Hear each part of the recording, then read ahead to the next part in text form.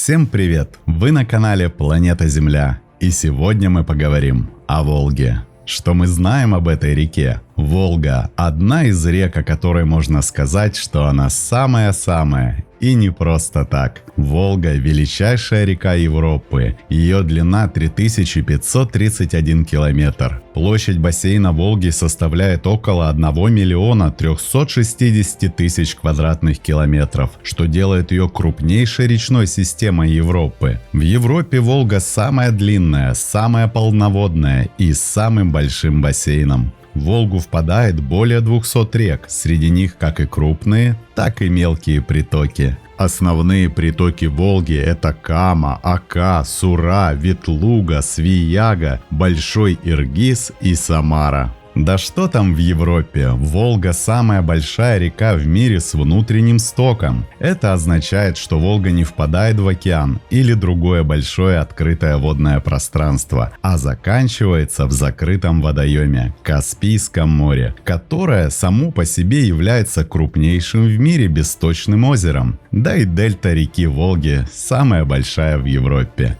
А для кого-то Волга самая родная. На Волге находится 4 города-миллионника – Нижний Новгород, Казань, Самара и Волгоград. И множество городов, сел, деревень поменьше. Волга для живущих на ее берегах – это сама жизнь. Волга – это душа, ее голос, звучащий в шепоте ветров и в бескрайних просторах, где вода сливается с небом. Она величественная и тихая, спокойная и могучая, чья история и судьба неразрывно связаны с ее берегами. По сути, Волга – это река, которую нельзя описать просто цифрами и фактами. Ее нужно почувствовать, как часть живой природы, как нечто вечное и неприходящее. И сегодня, здесь и сейчас, мы и поговорим о ней поподробнее. Поехали! Волга начинается на Валдайской возвышенности, на высоте около 228 метров над уровнем моря, и течет она через европейскую часть России, впадая в Каспийское море, лишь немножко дельтой заходя на территорию Казахстана. Волга, как и многие другие крупные реки, подразделяется на несколько основных частей, каждая из которых имеет свои географические и гидрологические особенности. Обычно Волгу делят на 3 основных участка – Верхняя Волга, Средняя Волга и Нижняя Волга. Верхняя Волга от истока до устья Оки, Средняя Волга от устья Оки до устья Камы, Нижняя Волга от устья Камы до устья Волги в Каспийском море. От истока на Валдайской возвышенности до устья в Каспийском море Волга проходит через тысячи километров разных ландшафтов, каждый из которых добавляет свою краску в общую картину. Верховья Волги, там где река только начинает свой путь, окутаны густыми лесами. Здесь царят смешанные хвойные леса, наполненные запахом хвои и свежести. Эти места изобилуют ягодами, грибами и разнотравьем. В ветвях деревьев порхают птицы, среди которых можно встретить кукушку, соловья и даже редкого черного аиста. Весной леса вокруг Волги оживают звуками пробуждающейся природы, и для кого-то река покажется широкой, хотя она здесь еще только маленькая речка, не знающая о своем великом будущем. Двигаясь вниз по течению, Волга расширяется, ее воды становятся спокойнее, а берега разнообразнее. Здесь начинаются живописные луга и поля, где раскинулись бескрайние просторы пшеницы и ржи. На протяжении сотен километров Волга растекается по широким долинам, окаймленным зелеными холмами. Ближе к нижнему течению реки природа становится еще более величественной. Здесь Волга впадает в настоящие степные просторы. Эти места наполнены зноем и светом. Здесь раскинулись бескрайние степи, где в летнюю жару воздух буквально дрожит над землей. Но и здесь природа удивляет своей жизненной силой. Степные цветы, крепкие кустарники и редкие деревья словно говорят о том, что даже в суровых условиях природа находит способы процветать. Верхняя, средняя, нижняя часть – как-то для такой реки, как Волга, суховато. А почему бы нам, дорогие друзья, не посмотреть на Волгу более пристально, повнимательнее, добавить деталей? Давайте вместе с вами отправимся в путешествие вдоль Волги, от ее истока до устья, и насладимся красотой этой великой реки. А начнем мы с Волговерховья, деревни в Осташковском районе Тверской области. Главная достопримечательность деревни и местный памятник природы – исток Волги. Считается, что он находится в болоте недалеко от деревни. Посреди болота на чистом и глубоком болотном роднике стоит часовня, соединенная с берегом деревянным настилом. Волга здесь тихая и несмелая, как тонкий лист слюды, плоско выкатывается под мостик, даже не замочив верха камней. В этом месте Волгу перепрыгнет и Иволга. Покачивается на болотце осока, кланяясь светлой струйке, словно знает, что суждено ей дать начало самой большой реке Европы. Не спеша пробирается ручеек камышами среди кустов, бежит сырым еловым лесом, бесстрашно ныряет в озера. В верхнем течении один за другим располагаются несколько водоемов. Озера Малый Верхит, Большой Верхит, Стерж, Вселук, Пена и Волга. Вместе с озерами Вселук, Пена и Волга оно образует Верхневолжское водохранилище. Скрытно теряясь в болотных зарослях, Волга проходит к озерцам Большие и Малые Верхиты. Тоненьким ручейком ныряет Волга в первое свое озеро Малый Верхит, потом вливается в озеро Стерж, третье по величине среди Валдайских озер в Тверской области России, а из озера Пена вытекает уже настоящей рекой. За озером Пена в Волгу впадает первый правый ее приток – речка Жукопа. Весной Жукопа становится мощным полноводным потоком, большим, нежели Волга. Бывает так, что весной Жукопа пересиливает Волгу и поворачивает ее воды вспять, обратно в озеро Пена. А название Жукопа в переводе означает «рыбная река», ну или «река, богатая рыбой». Река очень красивая и богата рыбой. Заядлые рыбаки не ленятся проехать многие километры, чтобы порыбачить в этих диких первозданных местах. Выписывая замысловатые повороты, течет Волга в крутых берегах, к последним на своем пути озерам, носящим одно с ней имя – Верхнему и Нижнему Волга. Следуя друг за другом, похожие на речной разлив, они вытянуты в длину на 7 километров, при ширине всего в 2. В конце первого, начале второго тысячелетия нашей эры по озерам Волга, Пена, Вселук и Стерж проходил водный путь из городов бассейна Верхней Волги к Великому Новгороду и дальше на север к Балтике. Был и другой путь к Великому Новгороду. Не доплывая до Верхневолжских озер, надо было свернуть в речку Сележаровку и подняться по ней в озеро Селигер. Оттуда был волок на реку Полу. Кстати, местные жители вплоть до середины 19 века плавали на лодках из озера Селигер не только в Новгород, но и в Петербург. Волга – крупнейшее озеро в системе Верхневолжских озер на Валдайской возвышенности, четвертое и последнее из группы озер, через которое проходит верхнее течение реки Волги, и оно зарегулировано Верхневолжским бейшлотом. Это такая плотина, построенная в 1843 году для улучшения работы Вышневолодской системы. Плотина была выполнена из дерева на каменном фундаменте. Водоспуск состоял из 5 пролетов по 8,5 метров, перекрываемый деревянными щитами. С постройкой плотины, регулирующей сток в верховьях Волги, были улучшены условия для судоходства в Межень, благодаря попускам запасов воды,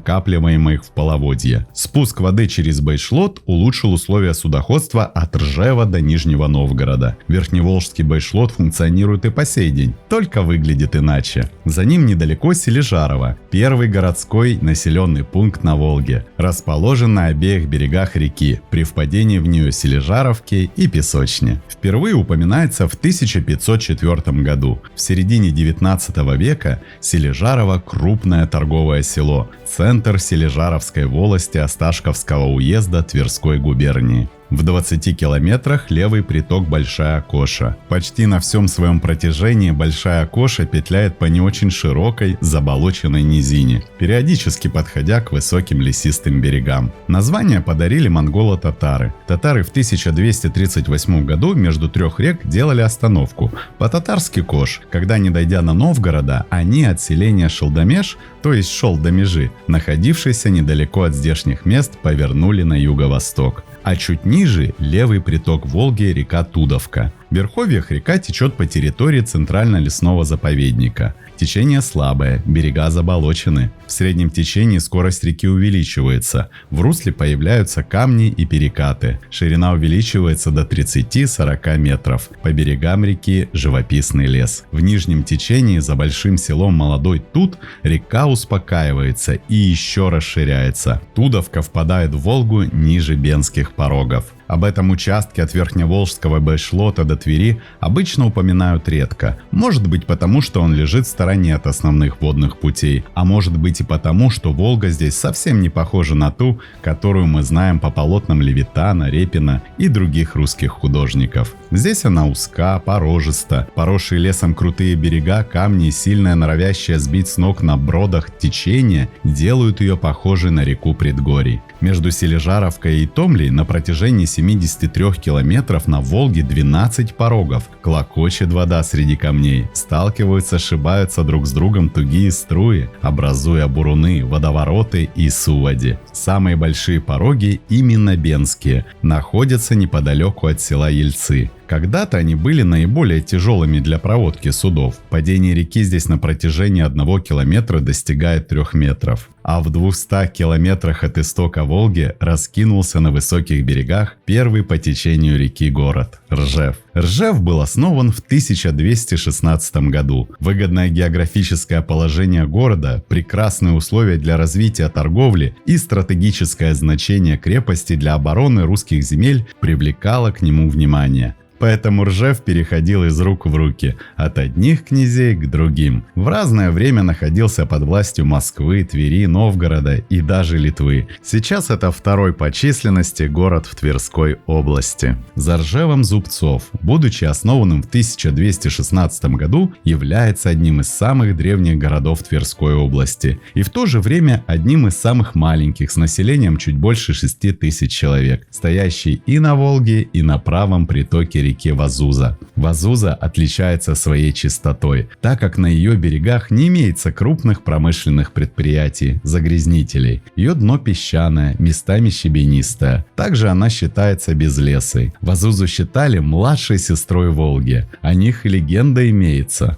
Жили-были две сестры реки – Волга и Вазуза. Первая течет извилисто, неспешно, а вторая прямо и бурно. Много лет спорили они, кто из них самая-самая. Однажды предложила Вазуза решить давний спор и сказать Волге: «Давай встанем завтра вместе с солнышком и потечем к Волынскому, старинное название Каспия, морю. Которая быстрее доберется, та и победит». Волга согласилась, но коварная сестра встала намного раньше нее и, не разбудив Волгу, побежала к месту финиша. Однако сил у Вазузы оказалось маловато. Волга проснулась и, увидев, что сестры нет, рассердилась, но торопиться не стала, а потекла, постепенно вбирая в себя ручейки и речки. Настигла она ослабевшую Вазузу у города Зубцова. Грозна была широко разлившаяся Волга, напугала малую сестру. Вазуза признала себя проигравшей и попросила помощи.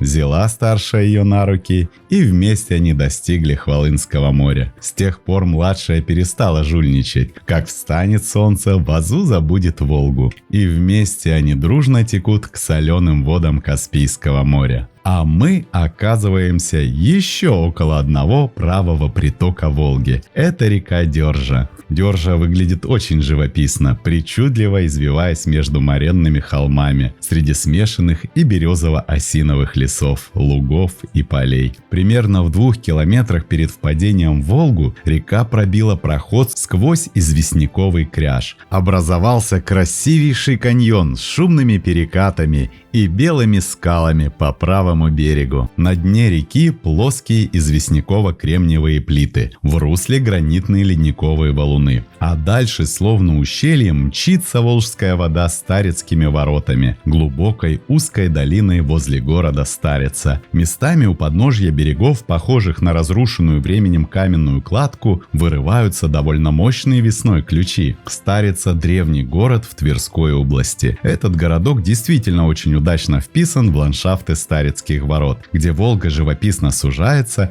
и словно пробирается сквозь высокие, почти отвесные берега, некоторые из которых высотой с 15-этажный дом. Старица основана в 1297 году тверским князем Михаилом Ярославичем. Название города связывают с совпадающей Волгу рекой Старицы, ныне Старчонкой. Но есть и легенда про старушку-старицу, которая скрывалась от монголо-татар в пещерах и стала единственно выжившей после очередного набега. Вообще в городе ходит много легенд о подземельях. Старицкие историки-краеведы считают, что их город – это родина Кощея Бессмертного, что именно здесь он был упомянут впервые. И живет этот сказочный персонаж не во дворце Кощеевом, а в пещере. Старицкие каменоломни или Старицкие пещеры или Старицкие катакомбы местные называют заломы, подземные полости искусственного происхождения на 40-километровом участке вдоль русла реки Волги в окрестностях города Старицы. Там в подземных выработках с 12 века добывался известняк – старицкий мрамор. Крупных выработок остались десятки. Вход в наиболее посещаемую пещеру Ледяная расположен во враге 5-метровой глубины на берегу Волги в районе деревень Чукавина и Толпино. Пещера сравнительно удобна, так как в нее ведет не лаз, а вход. И передвигаться в пещере можно в полный рост. И зимой это самая популярная пещера в Старице из-за ледяных сосулек-сталагмитов, которые вырастают в привходовой части пещеры. Когда на улице существенный минус, вода, капающая с потолка в пещеры, моментально застывает и образует эти красивые сосули. И их тут много, разной длины и формы, как целый сад застывших фигурок. А за пещерой ледяной тьма. И не просто тьма, а левый приток Волги. Река Тьма берет свое начало в болотах на Валдайской возвышенности и течет на юг через Тверскую область, пока не впадает в Волгу. И сразу за Тьмой Тверь, старинный русский город, который сумел в значительной степени сохранить свой исторический облик. Расположен в том месте, где в нее впадают реки Тверца и Тьмака. Крупный, промышленный, научный и культурный центр. Мало кто знает, но у Твери были все шансы стать столицей всей Руси. Но не сложилось. Причем одно время она даже ей собственно являлась. С 1304 по 1327 год Тверь формально была столицей всех русских земель. Еще из Твери Афанасий Никитин начал свое хождение за три моря в Индию. Тверь достаточно крупный промышленный город с богатой историей.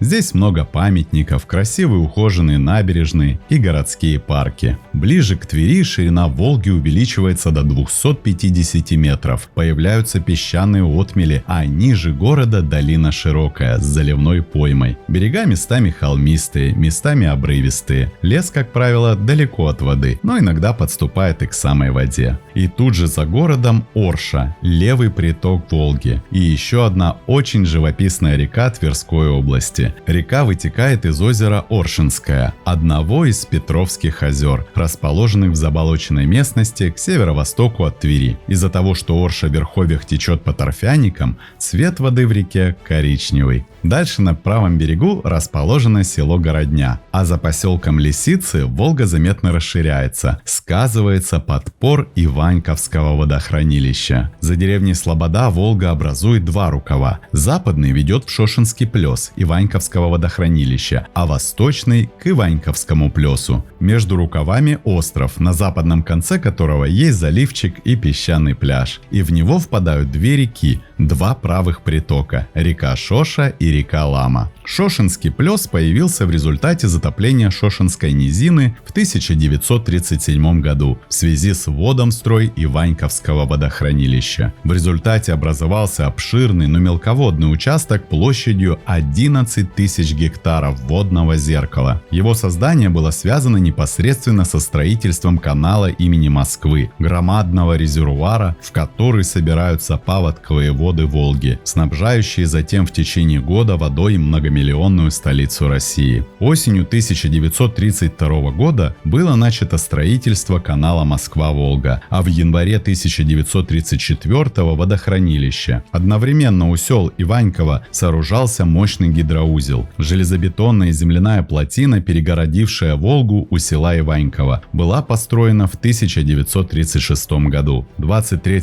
марта 1937 года в первый раз опускаются щиты Иваньковской плотины, а 27 марта Волжская вода пошла по каналу. 17 апреля 1937 все русло канала длиной в 128 километров было заполнено водой. И Волга до самого канала и выше стала судоходной. Из 128 километров 20 километров трассы заняло Иваньковское водохранилище. Иваньковское водохранилище получило название по городу Иваньково, в 1960 году вошедшему в состав подмосковной Дубны, также известное как Московское море или Волжское водохранилище. Перед Дубной город Конаково. Город расположен на берегу Иваньковского водохранилища при впадении реки Донховка в Волгу. Город условно делится на две части в зависимости от времени застройки – старую юг и новую север и центр, и граница между городом проходит именно по реке Донховка. На правом берегу у города Конаково Конаковская ГРЭС. Северный берег водохранилища заселен меньше,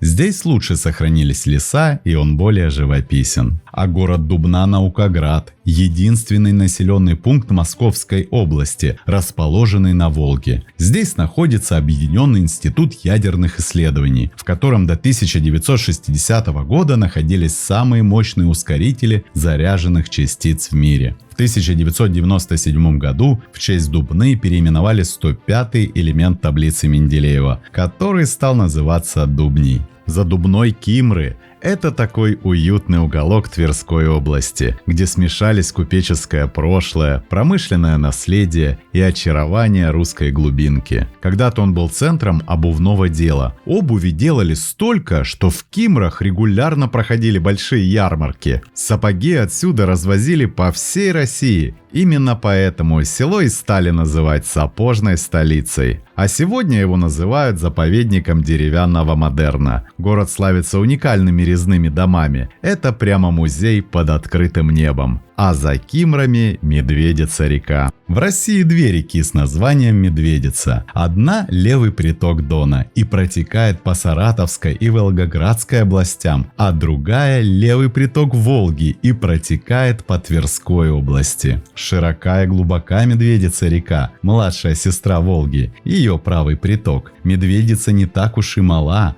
она берет начало в густых болотистых лесах близ деревни Гарма, протекает по 5 районам Тверской области и впадает в Угличское водохранилище. А за Медведицей Нерль-река. И тут интересность, но не в названии. С названием все просто. В стародавние времена на этих землях проживали древние финно-угорские племена. Вот в их языке корень нер и означал вода или река. Тут другое. Оказывается, Нерли две. Есть еще Клязьминская речка Нерль, как с медведицами. Разумеется, люди уже давно дали каждой из рек прозвище, чтобы легче было тезок различать. Ту, которая под Калязином протекает, обозвали Большой или Волжской Нерлью, а другую, соответственно, Малой или Клязьминской. Эти названия прижились. Но поскольку обе эти реки не вполне обычны, то здесь тоже получилась полная несуразица. Большая Нерль значительно уступает своей тезке по всем речным параметрам. И короче, и уже, и мельче оказалась. Но при этом ее все равно Большой кличут. Наверное, поскольку напрямую в Волгу впадает, а не через посредников. За Нерлью Калязин. Первое поселение на месте Калязина возникло еще в 12 веке. Началось все с монастыря, в который ушел местный боярин Иван Коляга. От его имени и пошло название города. За стенами обители возникло поселение, которое со временем разрослось до городка. Жизнь в нем текла неспешная, торговали купцы, занимались промыслом мастеровые,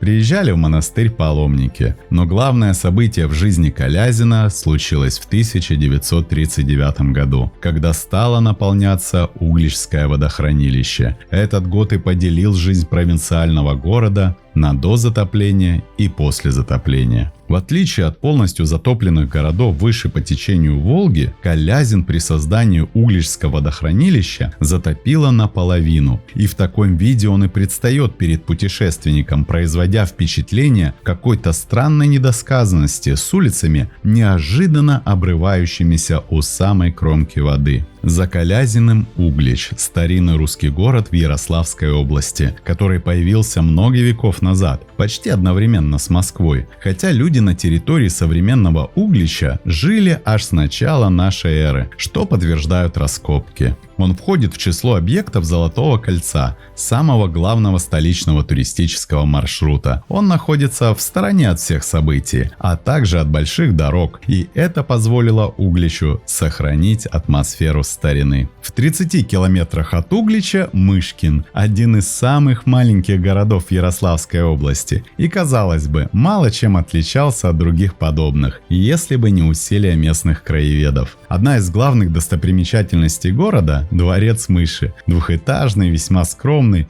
но красивый. Хозяева дворца, король и королева, встречают гостей, а мыши, их придворные, на протяжении всего визита сопровождают вас во дворце, тем самым привлекая к нему внимание туристов из всех уголков. Далее вниз по течению Рыбинское водохранилище. Рыбинское водохранилище планировалось в качестве самого большого по площади на тот момент искусственного озера в мире. На его берегах находится город Рыбинск. Рыбинск стоит на 3 больших реках – Шексне, Малоге и Волге. Поэтому во все времена здесь был силен рыбный промысел. И даже на гербе города нарисованы 2 стерлядки. В советскую эпоху окрестности Рыбинска превратились в огромную стройку. Здесь планировали сделать выход из Волги на Балтику и ГЭС, которая бы снабжала электричеством Москву. Для этого понадобилось создать Рыбинское водохранилище и затопить огромные территории Малогского края. Проект назывался «Большая Волга». Людей переселили, а строительство ГЭС изменило местный климат. Да и людей не просто переселили. Во время строительства произошло вынужденное переселение более 130 тысяч человек. Под водой исчезли 150 тысяч гектаров пашенных и пойменных, 30 тысяч гектаров выпасных земель и свыше 4 тысяч квадратных километров леса. В целом при сооружении Волго-Камского каскада гидроэлектростанций, тысячи сельских поселений, около сотни городов и поселков, несколько старинных монастырей и храмов исчезли с карты России. Многие из них существовали с 12-13 веков. Самым трагическим оказался уход под воду старинного города Малоги,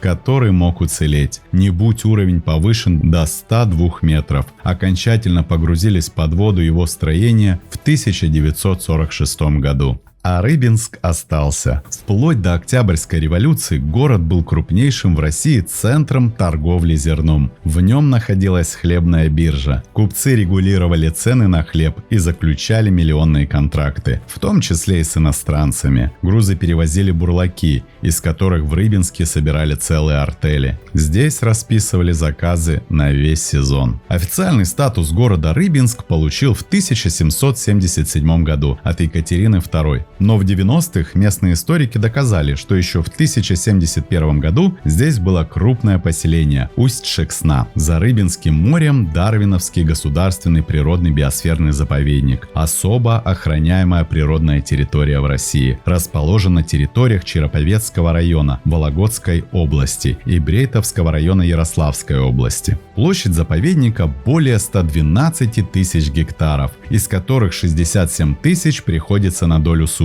а остальное на прибрежные воды. Между Ярославлем и Рыбинском расположился Тутаев, небольшой городок в Ярославской области. В 8 веке на берегах Волги друг против друга находились 2 поселения. Город Романов, основанный углицким князем Романом Владимировичем, и Борисоглебское поселение, которое стало Борисоглебской слободой, а позднее в 18 веке городом Борисоглебском. Тутаевым он стал в 1918 году, хотя город, как и прежде, расположен по обеим берегам Волги. Правый берег называется Борисоглебской стороной, а левый – Романовской. Следующая остановка – это Ярославль, настоящая жемчужина на берегу Волги и один из старейших городов России, основанный в 1010 году. Ярославль – главный претендент на звание столицы Золотого кольца России и один из старейших городов на Волге с тысячелетней историей. Несмотря на свой почтенный возраст, Ярославль не застыл в праздном великолепии и быстро подстроился под современный ритм жизни, превратившись в довольно крупный промышленный центр. Однако посещают его вовсе не для того, чтобы оценить достижения местной экономики, а ожившее прошлое. Вот тот магнит, который притягивает в эти места толпы туристов и вереницы экскурсионных автобусов. Одной из самых больших загадок Ярославля, доставшейся нам от седой древности и сохраняющей актуальность до ныне, является название реки Котросль, впадающая в Волгу в нем. Возможно, это река, где коты росли, но это не точно. Народная версия, что это река, которая слева. А возможно, слово образовалось от древнерусского глагола «котроться» – «спорить». А почему и какой был спор – остается только гадать. Сама Котросль образуется от слияния двух рек – Устья и Вексы.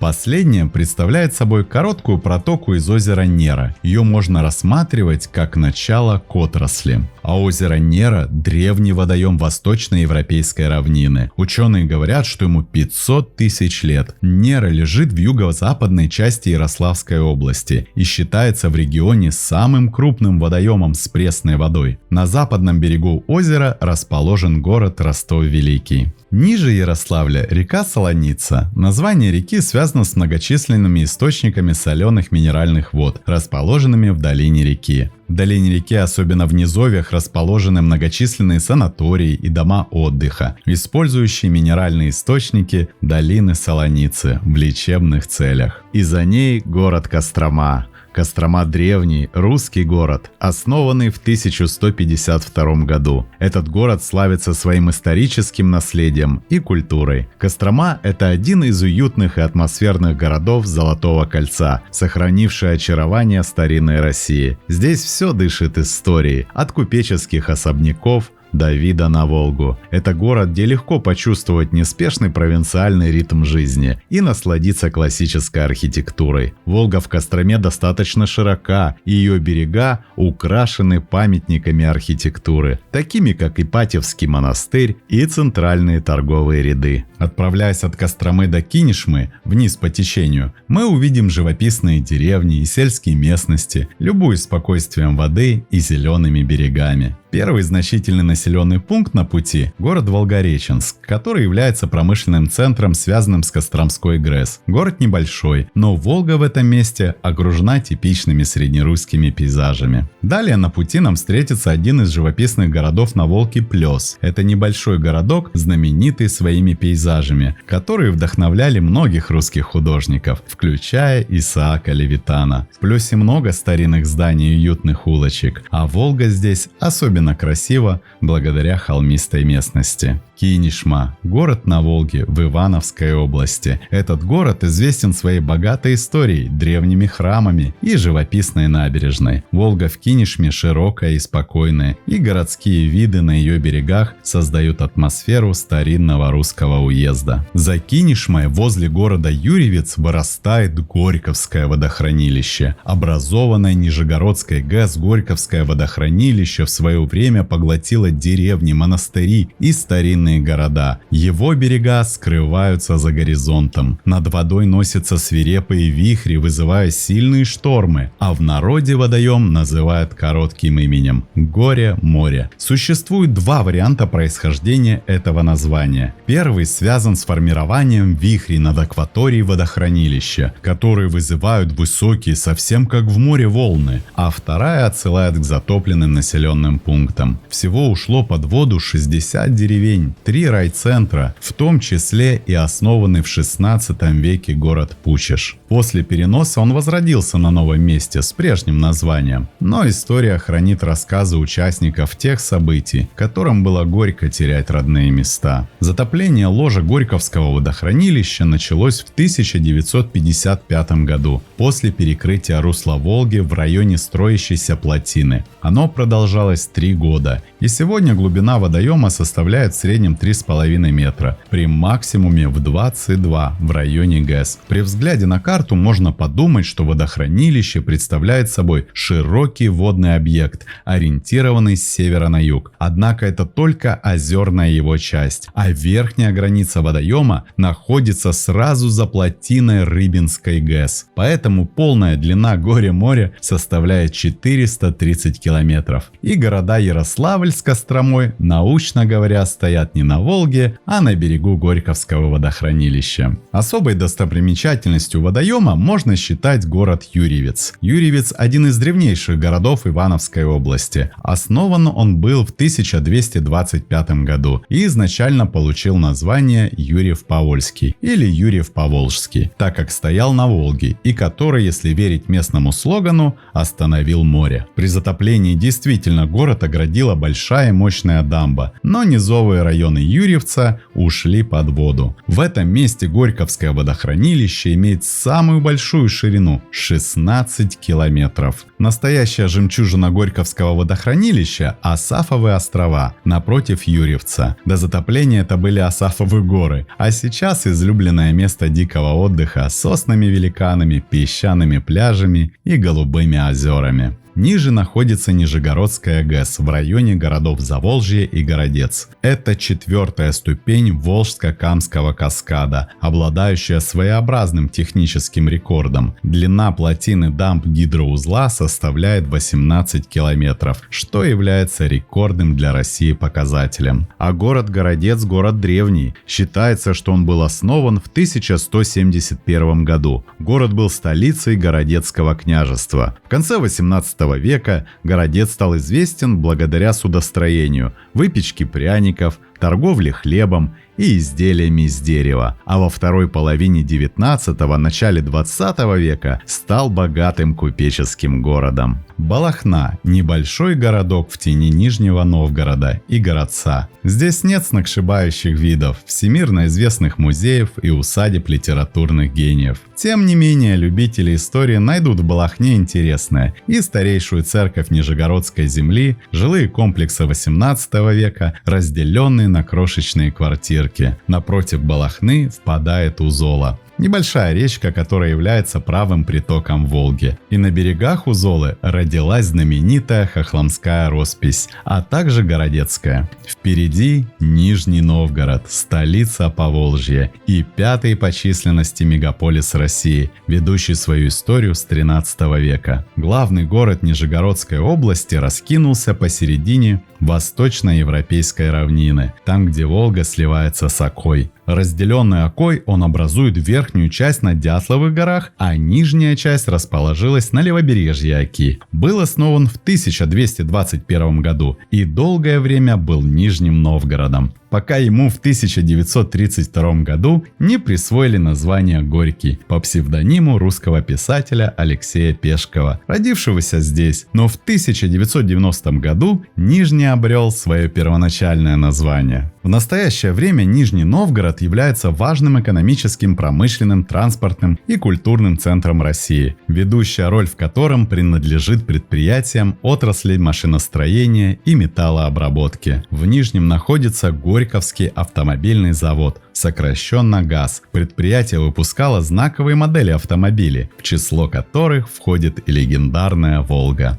А как же легендарная малышка-машинка АК? Река же тут впадает. Река, да. Но машину изготовляли на Волжском автомобильном заводе. А он в Тольятти, намного ниже по течению. И в отличие от машины, река Ака не маленькая, это крупнейший и наиболее многоводный правый приток Волги длиною 1500 километров. Ака протекает через несколько крупных регионов, включая Московскую и Нижегородскую области, и является важной транспортной артерией и природным ресурсом для местного населения. Ака на протяжении столетий была важнейшим транспортным путем, соединяющим центральные регионы России с Волгой и далее с Каспийским морем. Вдоль ее берегов возникали и развивались древнерусские города и торговые пути. Ака и ее окрестности богаты флорой и фауной. Вдоль ее берегов расположены леса, луга, а в некоторых местах заповедные зоны. Особо стоит отметить Приокско-террасный природный заповедник, расположенный в Московской области на ее берегах. Это одна из самых известных заповедных территорий, где охраняются редкие виды животных, включая зубров.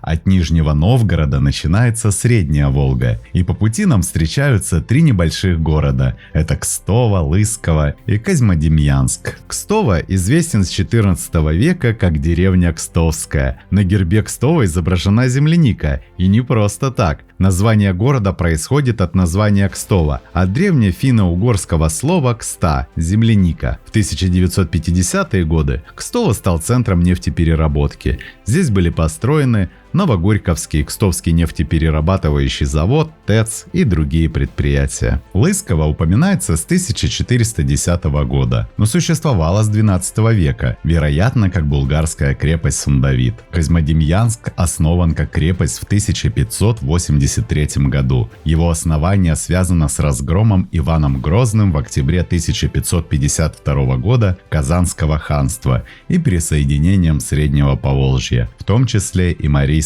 края, к российскому государству. На другой стороне Юрина – это настоящий архитектурный и природный уголок на берегу Волги, в Марий-Эл. Поселок небольшой, но известен благодаря своей главной жемчужине – замку Шереметьевых, который выглядит как средневековый дворец, прямо посреди русской глубинки. В этом месте расположены два крупных притока – Ветлуга и Сура. Это две крупные реки, впадающие в Волгу. Каждая из них играет важную роль в гидрологической системе и экосистеме бассейна Волги. Они проходят через значительные территории, обеспечивая местные регионы водными ресурсами и поддерживая природные экосистемы. Ветлуга течет через Костромскую, Кировскую, Нижегородскую области и республику Марий-Эл. Река протекает через лесистые и болотистые районы, а ее берега покрыты густыми лесами, что делает регион малонаселенным. А Сура протекает через Пензу, Ульяновскую область, Мордовию и Нижегородскую область. Это река с извилистым руслом, и ее течение в основном проходит по равнинной местности, где берега покрыты лугами и лесами. В нижнем течении Сура становится достаточно широкой и спокойной. Ветлуга немного длиннее, чем Сура – 889 километров против 841 километра. Зато Сура имеет значительно большую площадь бассейна, чем Ветлуга. За Козьмодемьянском Чебоксары – это столица Чувашской республики, расположенная на правом берегу реки Волги. Город является важным культурным, экономическим и политическим центром региона, обладая богатой историей и уникальной культурой, которая отражает наследие чувашского народа. Город был основан на рубеже X-XI веков во время Волжской Булгарии. Так же, как и многие другие современные города Поволжья, Чебоксары были одним из более чем 200 городских поселений волжских булгар. И именно там, в удобном устье реки Чебоксарка, Сугутка, Трусиха и Кайбулка, более чем 1000 лет назад было основано чувашское поселение Чебоксары. Рядышком с Чебоксарами дедушкой отбежал, но недалеко, молодой Новочебоксарск. Город был основан в 1960 году как поселок строителей Чебоксарской ГЭС и первоначально назывался «Спутник». В 1965 году он получил статус города и новое название – Новочебоксарск, подчеркивающее его связь с соседними Чебоксарами. Сегодня Новочебоксарск известен как город энергетиков, химиков и строителей. Он делится на 3 жилых района, включающих 18 микрорайонов, и славится своей современной архитектурой, зелеными парками и развитой инфраструктурой. За Новочебоксарском реки Цивиль, Малая и Большая Кокшаги и городок Мариинский Посад. Это небольшой, но очень живописный город на берегу Волги в Чувашии, который удивляет своей уютной атмосферой и красивыми видами. Это место для тех, кто ценит тишину, старинную архитектуру и неспешные прогулки по набережной. А Малая Кокшага не маленькая. Левый приток Волги впадает в Куйбышевское водохранилище. Это самая длинная река, полностью протекающая по территории Республики Мари-Эл. На Малой Кокшаге расположена столица республики, город Йошкар-Ола. А Большая Кокшага протекает по территории заповедника. Здесь тихо, чисто и спокойно. Государственный природный заповедник Большая Кокшага в республике Мари-Эл расположен по обеим берегам одноименной реки. Как в точности перевести гидроним Кокшага или Кокшан, неясно. Чаще всего говорят о месте с тихим течением, что в принципе справедливо, так как река равнинная и быстрого течения в ней не найти. Большую часть территории занимают сосновые леса, от лишайниковых сосняков на возвышенностях до мшистых по пологим склонам дюн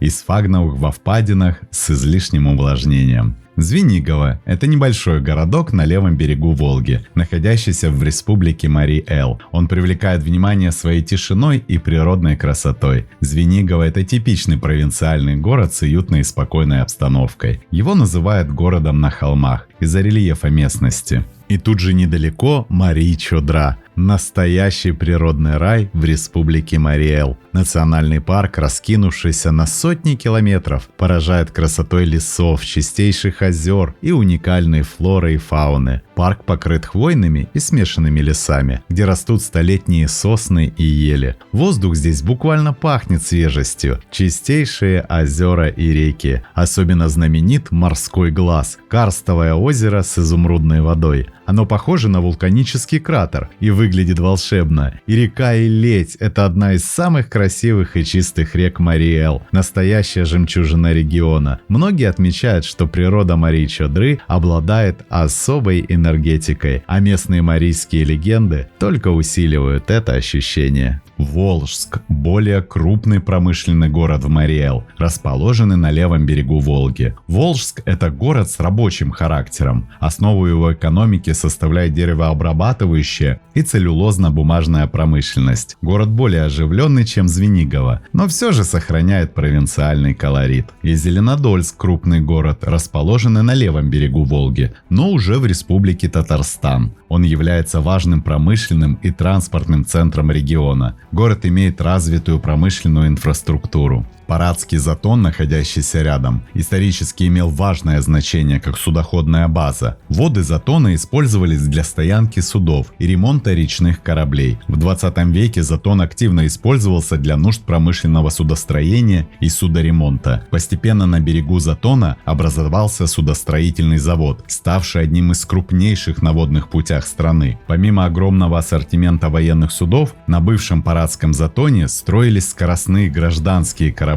в том числе знаменитые метеоры, лебединая песнь советского судостроения. И, пожалуй, самый молодой город на Волге – это Иннополис. Это инновационный город, который был основан в 2012 году как центр высоких технологий и IT-индустрии. Город создавался с целью стать силиконовой долиной России, привлекая специалистов в области информационных технологий, науки и исследований. И из окон Иннополиса видно устье Свияги, правого притока Волги. Свияга – река рыбная и интересная. Она несет свои воды на север, а в нескольких километрах от нее параллельным курсом течет Волга, но только на юг. Между двумя потоками в среднем течении стоит город Ульяновск. Напротив Иннополиса, на другом берегу Казань. Казань древний и в то же время красивый на данный момент современный город, где свято берегут традиции, не забывая при этом идти в ногу со временем. Город является столицей Республики Татарстан, находится на левом берегу Волги, в устье реки Казанка. Казань занимает 5-е по численности населения место и славится своей богатой историей и культурным наследием. Город является одним из самых популярных туристических направлений в России, благодаря своим множественным достопримечательностям. И за Казанью в Волгу впадает Кама. Тут начинается самое интересное. Оказывается, с научной точки зрения не Кама впадает в Волгу, а наоборот. Кама впадает в Волгу – это устоявшаяся и традиционная точка зрения. В основе ее в большей части привычка. А вообще-то гидрологи уже бог знает сколько лет спорят об этом. Дело в том, чтобы понять, какая река главная, а какая приток, не всегда просто. Обычно смотрят на несколько параметров: водность, площадь бассейна, высота водосбора, древность. Так вот, по многим из этих параметров еще большой вопрос, кто главный, Кама или Волга. По расходу воды Кама по меньшей мере не уступает Волге. Этот показатель около 4000 кубов в год у Камы и примерно 3500 у Волги. Получается, что Волга впадает в Каму, а если быть совсем точным, то в Вишеру. Потому что при слиянии Камы и Вишеры, Вишера более полноводная. По площади водосбора выигрывает Волга, а вот по количеству притоков Кама. Она вбирает в себя больше рек. Наконец, Кама древнее Волги, что подтверждают исследования илистых отложений. Они показывают, 10 тысяч лет назад именно Кама впадала в Каспийское море, а Волга была всего лишь притоком Дона. Лишь в самом конце последнего ледникового периода рельеф изменился. Река, текущая с Валдая, слилась с Камой и пошла дальше в Каспий. Так что с научной точки зрения Волга – это приток Камы. Но поскольку ее историческая роль куда более заметна, она считается основной рекой, а Кама – притоком. А вокруг раскинулось настоящее море – Куйбышевское водохранилище, также известное как Куйбышевское море. Это крупнейшее водохранилище в Европе и одно из крупнейших искусственных водоемов в мире. Да, оно расположено на Волге, на территории нескольких регионов России, включая Татарстан, Самарскую, Ульяновскую, Чувашскую и Нижегородскую области. Водохранилище было создано в результате строительства Куйбышевской гидроэлектростанции, ныне Жигулевская ГЭС. Куйбышевское водохранилище простирается вдоль русла Волги от Казани до города Тольятти. Длина водохранилища по Волге 510 километров, наибольшая ширина 44 в устье Камы. Еще одно широкое место 27 километров чуть выше Ульяновска. Площадь водного зеркала 6450 квадратных километров. Воды Куйбышевского водохранилища широко разлились по пойме реки, затопив многочисленные старицы, озерки, Воложки, острова и мели. Около 300 сел и городов изменили свое местоположение с появлением Куйбышевского водохранилища. На острове оказался, например, город Свияжск, который раньше стоял на притоке Волги реке Свияги, а располагавшийся в низине на левом берегу Волги Ставрополь очутился на дне водохранилища. Пришлось 2500 его домов перенести на новое место. Возле Ульяновска уровень воды в Волге поднялся на 22 метра. Вся левобережная часть города была бы залита, но путь в воде преградили дамбы. Более 10 миллионов кубических метров грунта пришлось переместить, чтобы оградить Казань от разлива водохранилища. Построено более 9 дамб, 2 плотины, несколько насосных станций и целая сеть дренажных каналов. Но воды Куйбышевского водохранилища все-таки довольно далеко проникли на луговой берег. Куйбышевское море самое бурное из всех волжских водохранилищ. В осенние штормы силы ветра на нем нередко достигают 11 баллов,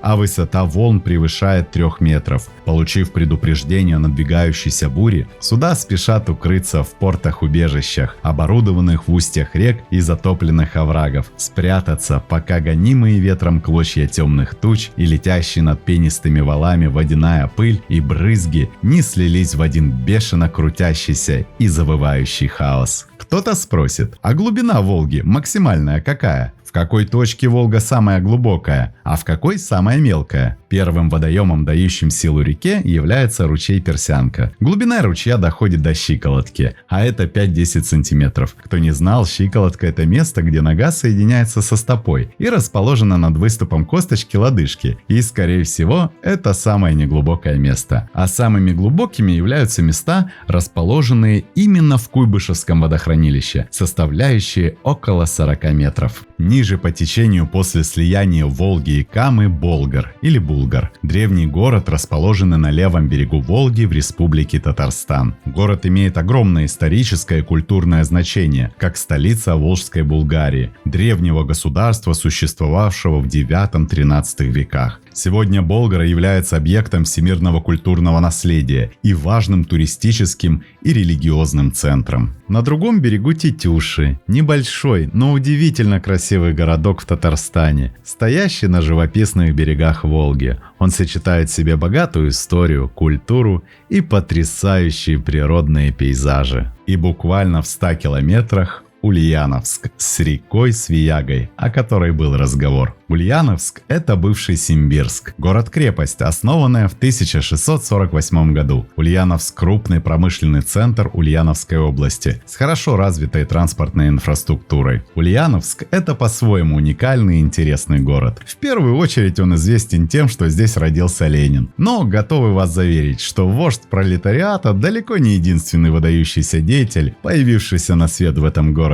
Ульяновск очаровывает своей богатой историей, архитектурными памятниками и огромным количеством музеев, многие из которых рассказывают о судьбах выдающихся уроженцев города и области. В Ульяновске есть на что посмотреть и куда сходить. Здесь можно полежать на диване Обломова, полюбоваться живописными видами во время водной прогулки по Волге, закусить волжским лещом и устроить фотосессию на фоне ветряков и удивиться памятнику буквы Ё. Ниже по течению при слиянии реки Большой Черемшан и Волги Сингелеевские горы. Сингелеевские горы в Ульяновской области – это уникальные нетронутые лесостепные зоны Приволжской возвышенности, где сохранилась первозданная гармоничная экосистема и редкие представители животного и растительного мира. В Сингелеевских горах много красивейших мест, однако некоторые из них заслуживают особого внимания, ведь это памятники природы. Меловые степи возле села Тушна – красивейший участок, места обитания десятков краснокнижных растений и птиц. Оползневый цирк – это крытые речные склоны, появившиеся в результате оползней. Леса верховьев реки Сингелейки, где можно встретить вековые деревья. В основном здесь растут липы, березы и черная ольха. И Гранное ухо – гора округлой формы на правом берегу реки Волги, в 3 километрах к северу от города Сингелей Ульяновской области. Одна из наиболее высоких вершин Приволжской возвышенности. Абсолютная высота 333 метра. Крутые склоны покрыты лесом, а на вершине расположена безлесная площадка, с которой открывается величественный вид на речные просторы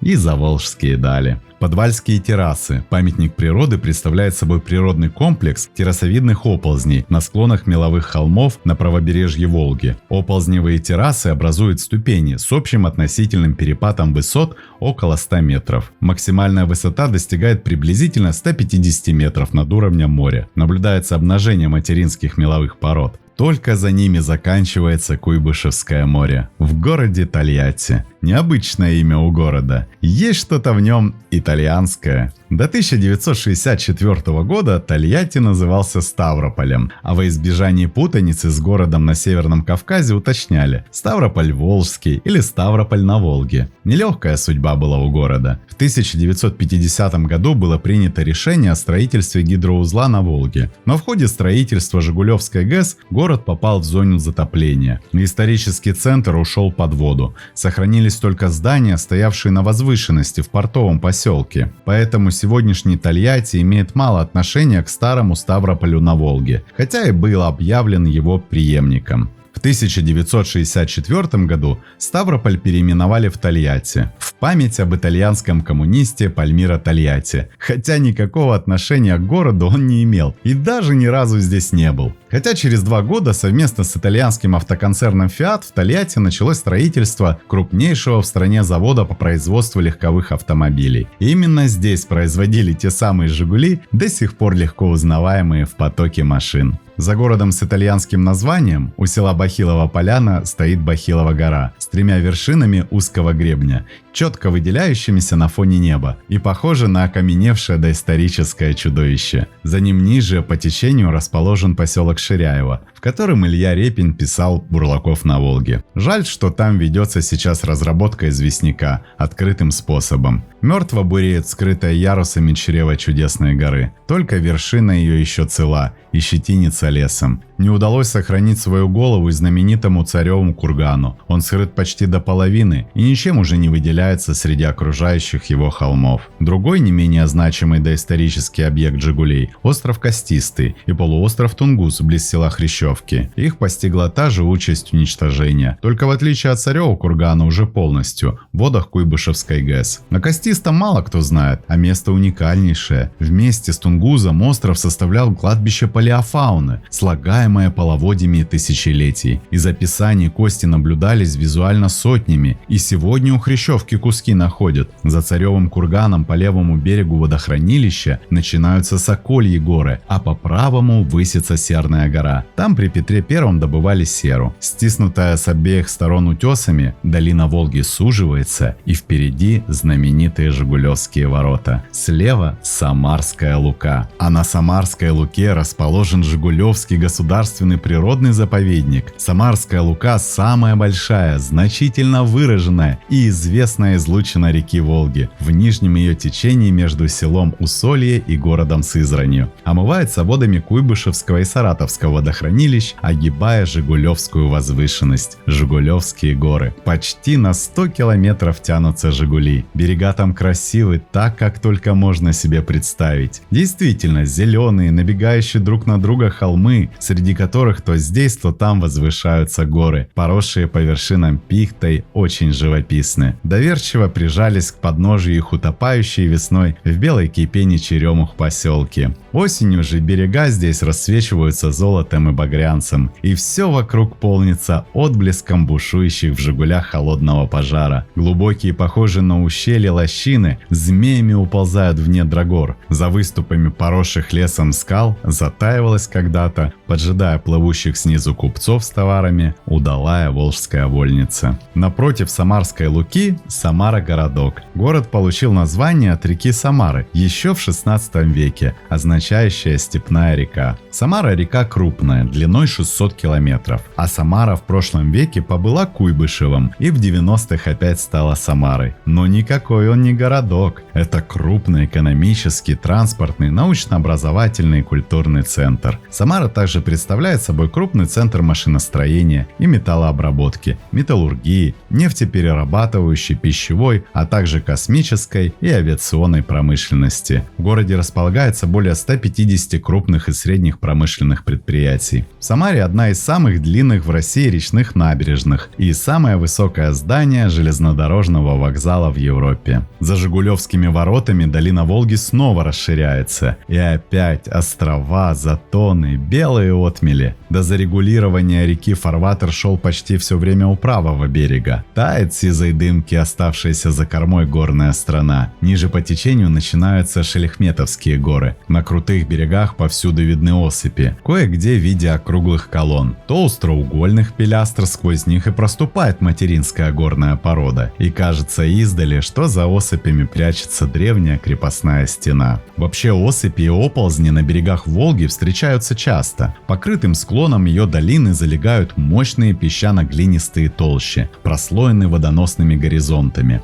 А песчаное русло реки неустойчиво. Около 100 лет тому назад, неподалеку от города Сызрани, сползло в воду целое село Малая Федоровка. Адам Алиарий в своих записках рассказывает о происшедшем незадолго до его плавания случае, когда стоявшее на якоре под высоким берегом Нижней Волги судно было раздавлено рухнувшей в реку огромной глыбой. Из-за оползней пришлось перенести на другое место город Черный Яр. Несколько раз обваливались в воду его постройки вместе с частью берега. Пробовала Волга подкопаться и под станицу Лебяжинскую, расположенную неподалеку от Астрахани. Только после зарегулирования водохранилищами река стала спокойнее. А у нас на краю Самарской Луки город Сызрань. И Сызрань, в отличие от Самары, всегда оставалась Сызранью. Хотя город также назван в честь реки. Только почему-то реку переименовали из Сызрана, означающую как реку, текущую во враге, в Сызранку. А город ключ от Великой Степи, Сызрань, вытянулся вдоль берега Волги с юго-запада на северо-восток на 25 километров, стоящий у правого берега Волги, замыкая Самарскую Луку. Начинается Нижняя Волга за плотиной Волжской ГЭС имени Ленина Саратовским водохранилищем, которое простирается по долине Волги до Балакова. Саратовское водохранилище объемом 13 кубических километров. Далеко не самый крупный искусственный водоем на Волге. Да и по своему значению он считается промежуточным, так как не накапливает воду, а транзитом пропускает ее дальше. Верхняя точка водохранилища находится в городе Тольятти,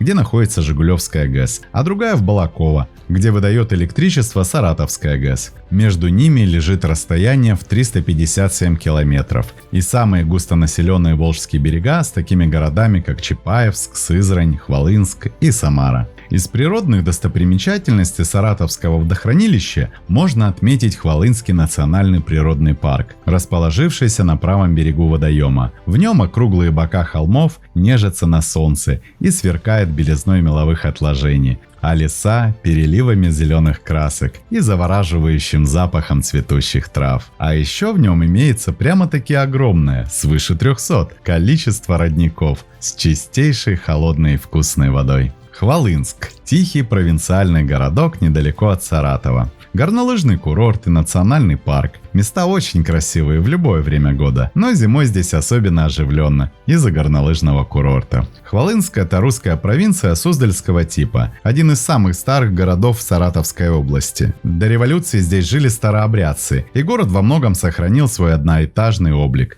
и особую умиротворенную атмосферу. Напротив Хвалынских гор в Саратовское водохранилище впадают два левых притока Волги – реки Чагра и Малый Иргиз. Воды Чагры и Малого Иргиза активно используются в летнее время для орошения сельскохозяйственных посевов и снабжения водой местных поселений. В конце Саратовского моря Балаково и Вольск. Балаково – третий по численности населения город Саратовской области после Энгельса. Долгое время считалось, что город Балаково был основан в 1762 году, но впоследствии в архиве Санкт-Петербурга был обнаружен документ, датированный 1738 годом, в котором упоминается казачье луговое владение Балаков-Юрт, расположенное в 2 верстах от Волги. Изобретатели-самоучки Федор Абрамович Блинов и Яков Васильевич Мамин прославили Балаково как родину первого в мире гусеничного трактора, колесного самохода и русского дизеля. А город Вольск был основан в конце 17 века, как село Малыковка, однако значительное развитие он получил в начале 19 века, когда стал центром судостроения и торговли. В 1780 году поселение получило статус города и название Вольск. Напротив Вольска Большой Иргиз, крупная река длиной 675 километров, впадающая уже в Волгоградское водохранилище. Быстро скользят вверх мокрые стены шлюза, опуская теплоход до уровня последнего, самого глубокого и длинного Волжского водохранилища – Волгоградского. Протяженность его равна 546 километров, средняя глубина превышает 10, но по площади Волгоградское водохранилище занимает лишь 3-е место. От Вольска до Саратова по правому его берегу тянутся сумрачные Змеевы горы. Ранней весной и поздней осенью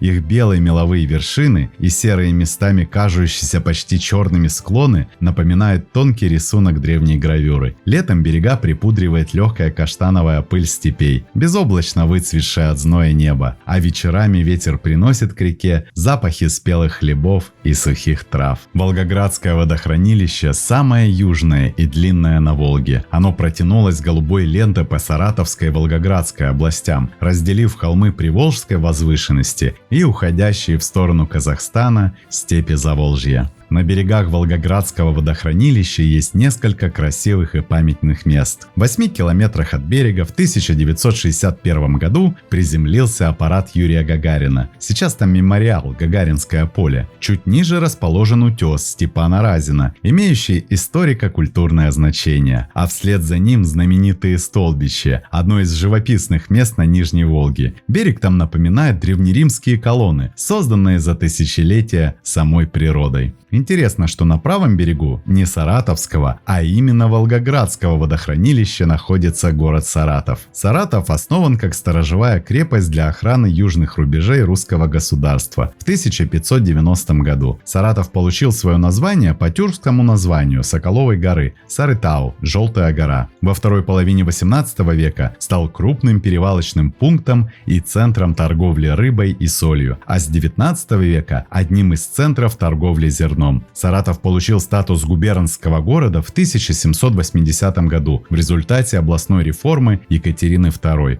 В начале 20 века был крупнейшим по численности жителей городом на Волге. И если сейчас он не на первой строчке, все-таки Саратов крупный город в Поволжье и один из самых прогрессивных. Здесь развита промышленность и процветает культура. А напротив Саратова Энгельс. До 1914 года Покровская Слобода, а до 1931 года Покровск. Город в Саратовской области России, второй по числу жителей город области. Энгельс расположен на левом берегу Волгоградского водохранилища, при впадении в него реки Саратовки. За поселком Золотое правый берег Волги обрывается к воде розовато-желтой известняковой стеной. По низу ее украшают темные лиловатые осыпи, а сверху прикрывает такой тонкий слой почвы. Розовато-желтая стена сменяется зеленоватой, зеленоватая – серой, с отделкой из желтой и лиловой полос. Камышинскими ушами называют выходы серых кварцитовых песчаников под Камышином. Из глубины тысячелетий донесли они до нас похожие на узоры на замерзшем стекле отпечатки растений третичного периода. Ниже по течению находится последний крупный приток Великой реки – Еруслан. Впадает в Волгоградское водохранилище выше города Камышина, образуя Ерусланский залив. Кстати, Еруслан проходит по нулевой горизонтали, и расположенная к югу от него местность лежит ниже уровня Балтийского моря, от которого принято отсчитывать высоты земной поверхности. Истоки реки расположены на юго-западной окраине общего Сырта, в пределах Саратовской области. Летом Еруслан местами пересыхает, и вода в нем солоноватая. А город Камышин известен не только находящимися в его окрестностями красотами природы. В этом городе впервые в России ПЭРИ в августе 1700 года был измерен расход воды в Волге. Полученная величина оказалась равной 6360 кубическим метрам в секунду. На ее основании годовой сток Великой Русской реки в Каспийское море был определен ПЭРИ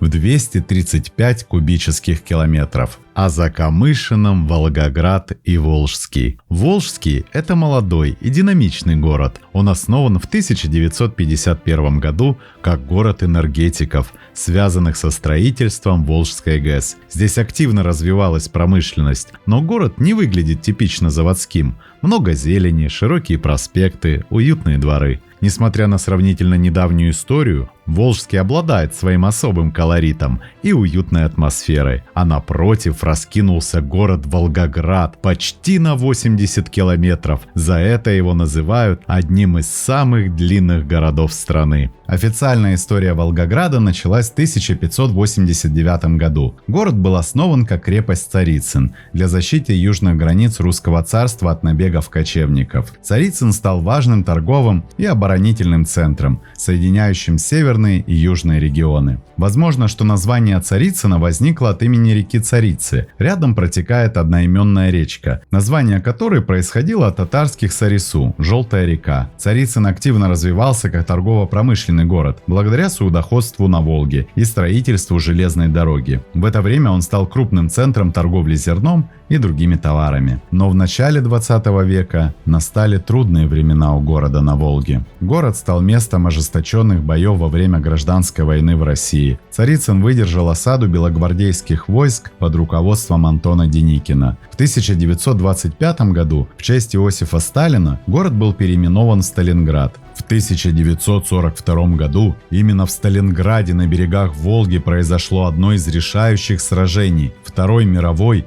и Великой Отечественной войн. С 17 июля 1942 по 2 февраля 1943 года в городе и его окрестностях происходило ожесточенное Сталинградское сражение. Битва за город стала переломным моментом войны и одной из крупнейших в истории человечества. В результате ожесточенных боев город был практически полностью разрушен. В ходе десталинизации город получил свое современное название – Волгоград. И сегодня это крупный промышленный, культурный и транспортный центр России. Город известен мемориальными комплексами, включая знаменитый Мамаев курган с монументом Родина-Мать, известный во всем мире не только масштабами памятника, но и то, что он играет важную роль в сохранении исторической памяти о войне. Жаль, память человечества не передается на биологическом уровне поколениям для осознания того, что война – это самое ужасное и чудовищное событие, которое может произойти с человечеством и нашим миром.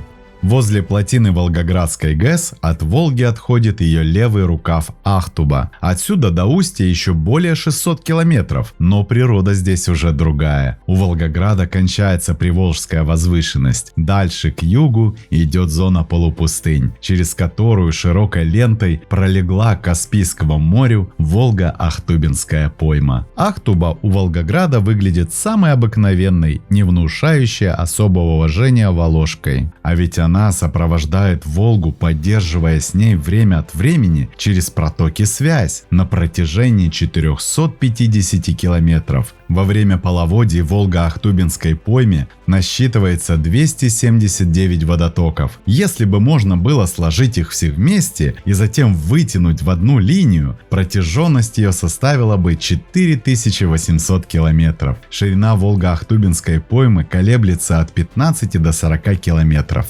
Весной и осенью Волго-Ахтубинская пойма превращается в перевалочный пункт для тысяч перелетных птиц. Наблюдать за пернатами сюда приезжают орнитологи из разных стран. Зеленым оазисом тянется она среди выжженных солнцем пустынных земель, где местами поблескивают лишь пятна белых, аквамариновых и золотисто-красных соленых озер. Вокруг нет ни рек, ни ручьев, только редкие колодцы. Чуть ниже, вблизи города, находится самый большой речной остров в России под названием Сарпинский. Является он частью Волго-Ахтубинской поймы. Площадь острова составляет 112 квадратных километров. Уникален он своим растительным и животным миром, частично занесенным в Красную книгу. Включает он в себя 300 видов растений и животных. Уникален остров и тем, что есть на нем 25 озер, в которых обитают 20 видов пресноводных рыб. Живет в них и краснокнижная выхухоль, и болотная черепаха. Около острова Волго-Донской судоходный канал.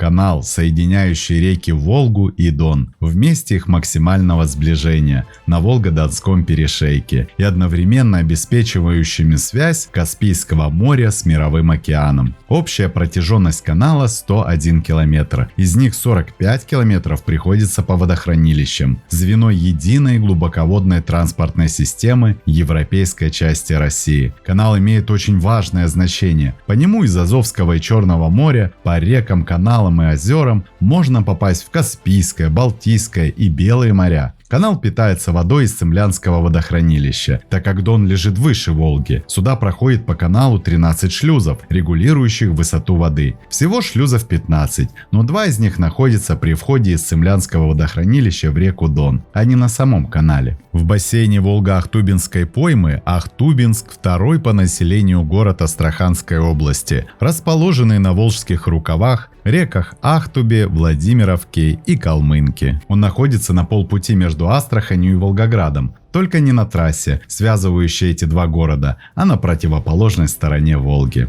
Берега Волги после Волгограда и Ахтубинска постепенно понижаются, деревья исчезают. Оживляя унылый пейзаж, в обрывах над водой темнеет лишь отверстие гнезд ласточек-береговушек. Потом исчезают и они. Берега становятся совсем низкими. Вьется среди поросших кустами песчаных островов широкая лента реки. Не поймешь, коренной берег, острова ли, и людей не видно. Пустынна Нижняя Волга. Та же теперь пустынна. А каково же было раньше? А впереди Астрахань. Астрахань расположена на 11 островах. Куда ни пойдешь, там всюду протоки, каналы, Кутум, Болда, Кизань, Казачий Ерик Первомайский канал. Любопытно отметить, что Первомайский канал, идущий от Волги к центру города, был прорыт еще в начале 18 века по указу Петра I. Вероятно, раньше, когда во всех протоках и ериках Астрахани стояли суда и лодки, город походил на Венецию. В Астрахани пахнет морем, хотя до него отсюда еще 200 километров, а до дельты 50. Началом дельты принято считать то место, где от Волги отделяется крупный проток Бахтимир. Отсюда начинается особенно интенсивное деление Волги и ее протоков на множественные рукава. В начале нашего тысячелетия Волга впадала в Каспийское море 70 рукавами. Во всяком случае, столько и указано в повести временных лет. В 40-х годах 20 века у Волги насчитывалось около 800 рукавов. При этом общая длина всех водотоков Волжской дельты составляла примерно 70 тысяч километров, что почти в 20 раз больше длины самой реки. В настоящее время число волжских рукавов опять сокращается, а дельтовая область двигается к югу. Дельта Волги – одна из крупнейших дельт в мире. Ее площадь составляет 11 тысяч квадратных километров. Волжская дельта имеет вид почти правильного треугольника. Вершиной современной дельты служит узел отделения от реки Волги левого крупного дельтового рукава Бузана в 50 километрах выше города Астрахани. Волжская дельта представляет собой сложное переплетение бесчисленных рукавов и протоков на площади в 20 тысяч квадратных километров. Здесь множество стариц, разливов или по-местному ильмений, островов, островков и непролазных зеленых джунглей по мелководьям. По берегам некоторых протоков тянутся галерейные насаждения ивы, другие окомляет плотная стена тростников. Плывешь зеленым коридором иногда более часа, не видя ничего,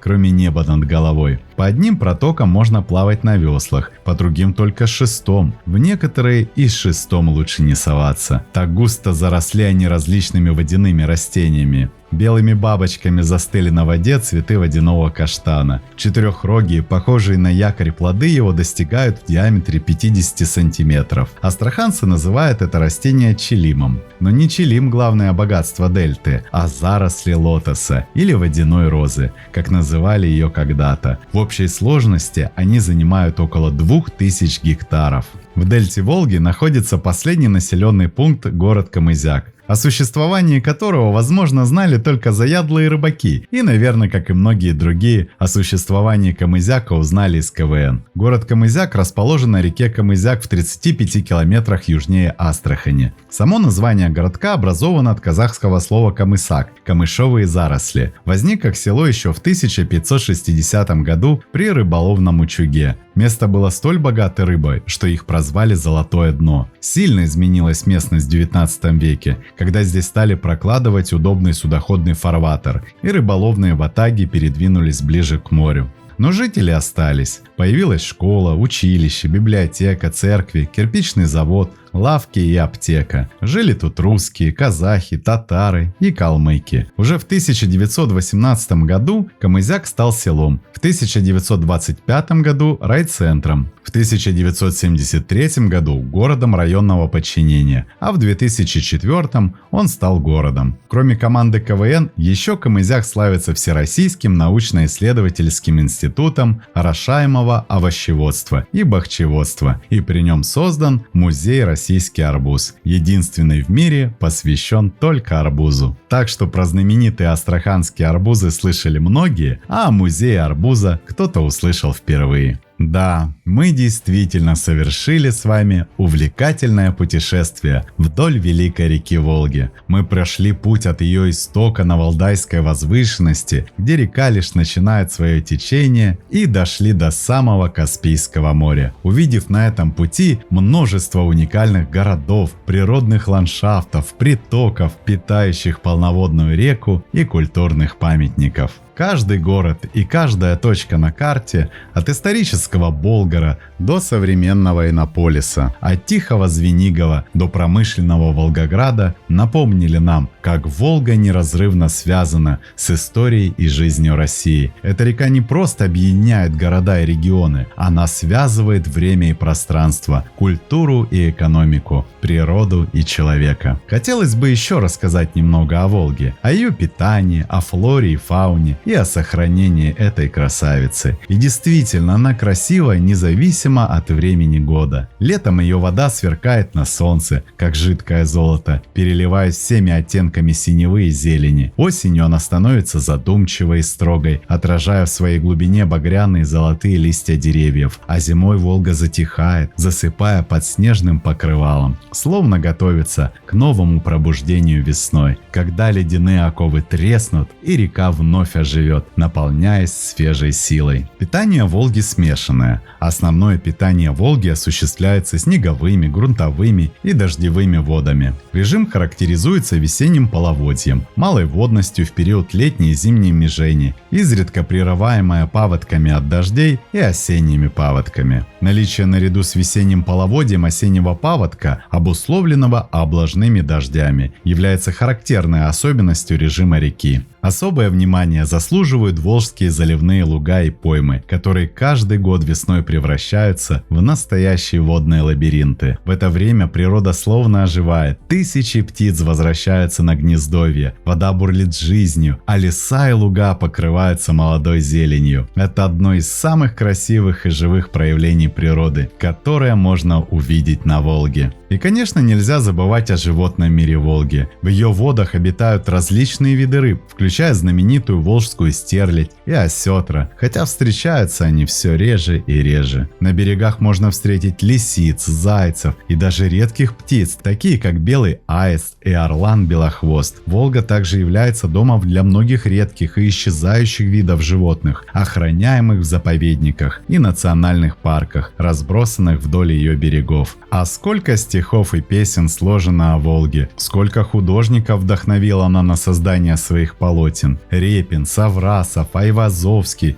Кустодиев, Суриков, Левитан и другие русские живописцы передавали на своих полотнах неповторимость, мощь и величие русской реки. На картинах они изображали Волгу с разных сторон: бурной и мощной, спокойной и умиротворяющей, красивой и щемяще прекрасной, дающей вдохновение для создания произведений искусства. Кто из поэтов только не вдохновлялся Волгой, всех не перечесть. Карамзин называл ее священнейшей рекой, кристальных вод царицей, и воспевал ее тихую красоту и ее гнев. Николай Некрасов вырос на берегу Волги. Она стала для него одновременно символом света и свободы, и рекой рабства и тоски. Но сколько ни пиши стихов и пой песен про Волгу-матушку, нечистот в нее выливается больше. На территории Волжского бассейна обустроилась половина нефтеперерабатывающих предприятий России. К сожалению, далеко не все производства могут гарантировать отсутствие аварий и риск разлива нефти. Достаточно 1 литра, чтобы непоправимо загрязнить 500 тысяч литров воды, сделав ее непригодной не только для питья, но даже для полива. Если же в реку попадает мазут, он формирует на поверхности маслянистую пленку, препятствующую доступ кислорода к водным обитателям, что чревато их гибелью. С полей в Волгу стекают остатки удобрений и пестицидов, из-за чего в воде накапливается концентрация тяжелых металлов. Свою лепту вносит и активное строительство, в частности тех же производств. В городах на берегу Волги производят текстиль, автомобили, авиационные двигатели, морские суда, развито химическое и металлургическое производство. В итоге плюс к нефтепродуктам в реку сбрасывают кадмий, медь, цинк, фенолы, соединения азота. По статистике, каждый год воду в реке разбавляют 6 кубических километров сточных отходов, а очистные сооружения справляются лишь с 10-й частью.